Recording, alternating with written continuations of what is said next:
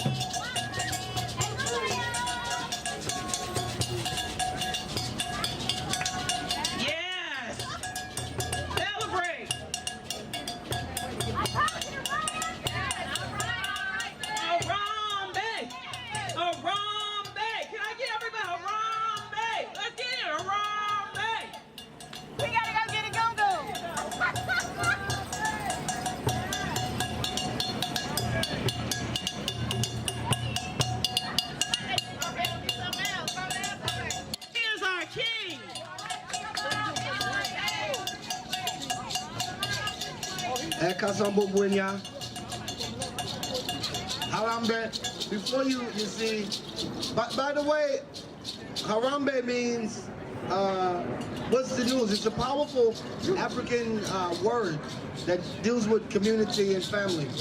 Before you have the Egun, because the ER asked me to explain Egun to you. Egun is a representation of the ancestors. And so when a person dies in African culture, you will often see them return to the earth in the form of a masquerade that represents the ancestors. There are many ancestors. If you go back in your life and you realize that each one of us have 4 parents. You have your mother or your father on both sides. You have your mother, your father, then you have your grandmother, your grandfather, then your other grandmother and grandfather. If you go back 10 generations, you can have up to, are you ready for this? You can have up to 20,000 parents. That's just parents. That's not cousins, sisters, brothers, and nephews. So that just gives you an idea of why African people in West Africa venerated their ancestry and those who came before them. Because when you look at yourself in the mirror, you're looking at thousands of years of genetic engineering. And so African people celebrated that through various ritual arts. And one of the arts is called Egun, which is a celebration of masquerades. We thank you and we say, Adupe, Adupe, Adupe. Egun, Egun alaye, Egun edu aso, Egun igidare, akiki Egun, Egun o, Egun ayo, ara orun kinkin mojuba, ara orun kinkin mojuba, ara orun kinkin mojuba. Nígbà tí Egungun wá láyé, Egungun pọ́pọ́pọ́, àjùbá yóò Egungun kẹ́ pẹ́pẹ́pẹ́pẹ́, láyé o, àjùbá o, mojúbá o, mojúbá o. Ẹ bá wa ṣe, ẹ bá wa jókòó, ẹ bá wa sọ̀rọ̀. Egungun Olúwaṣọ́.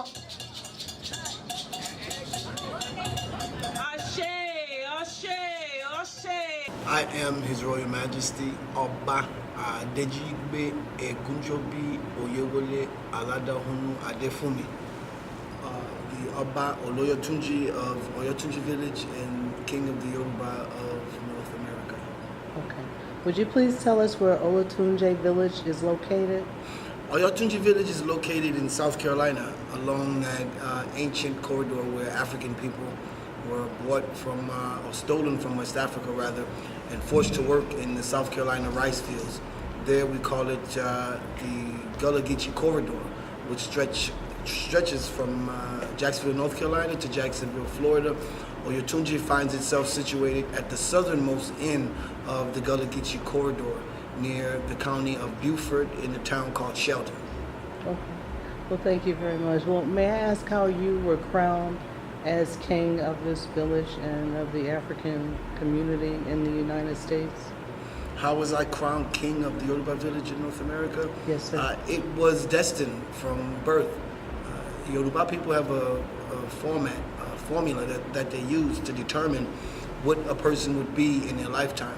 And so when you're a child, you receive your destiny reading, so to speak. And that destiny reading is then going to expound and let your parents know what this child is going to be like. And so when I was born, it was then said that this will be the next king of our kingdom that we're building here in North America. And so subsequently, my father passed away in 2005, and I was crowned later that year. Okay, great. So you have been the king since 2005? Yes, I've been the king of Oyotunji since 2005. Okay. And do you have potential successors? Well, it's governed by Ifa. It's governed by Okay. Ifa, and so the oracle is the chooser, or the oracle elects, so to speak, or selects the potential candidate. Okay. All right. And in this society, how many members are there nationwide, approximately? Well, originally the Yoruba of North America were just a few, maybe 10 to 15 people who considered themselves Yoruba. That's interesting because that's the first African Americans who decided not just to say, well, I'm Afrocentric, but to garnish, to go and investigate, thoroughly investigate a particular ethnicity, and that ethnicity became Yoruba. And so nationwide now, flash forward 50 years later, this Yoruba movement in North America began in the late 50s, mid to late 50s. And so if you flash forward today, you have thousands, you have literally hundreds of thousands, if not millions of African Americans who have in some way, shape, form, or fashion begin to ascribe to their traditional intrinsic culture, so to speak. And so in every level of life, you're going to find people who are ascribed to Yoruba traditions. Whether it's in law enforcement, whether it's in entertainment, whether it's in food, culinary, if it's in the school, if it's in the jail system, all over you're going to find professionals, you're going to find all sorts of well-to-do white-collar, blue-collar people, and even street people who are into some form, facet of Yoruba culture. I recall maybe my early years of college, I had a girlfriend from Haiti. And she should be a Yoruba priestess now, but she did mention to me that she was studying to become one. So what I would like to do is I would like to make information available to people who may be watching this at this time on how they can connect with the Yoruba culture. Well, there are many ways you can connect with the Yoruba culture. You can definitely find us there at Oyotunji African Village, whether you want to find us online or you want to pay us a visit. Online, we're located at oyotunji.org. That's OYOTUNJI.org. And physically, we're located at 56 Bryant Lane, Sheldon, South Carolina. We always employ people to come to Oyotunji African Village to just get a snapshot of the culture that produced this dynamic people we call African Americans.